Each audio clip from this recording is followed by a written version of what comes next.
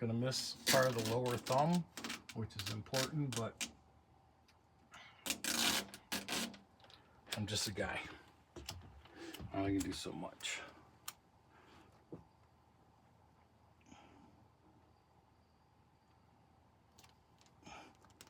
I'm not an expert, never played it on TV either.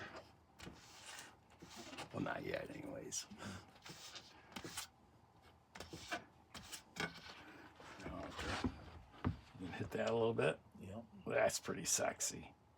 That's Get that beautiful thumb. print. Yeah. And what's important is, if you look at the orientation of my thumb, the fingerprints, how it leaves, human thumbs can't leave the print. Their fingers all can do a forward print. Now, granted, that is a nice curved thumb, but I'll guarantee there's the same dermal ridges as my surface there. The other print represented that better, but I collected that for DNA. This one, sex appeal. All right, awesome. Thank you. Hopefully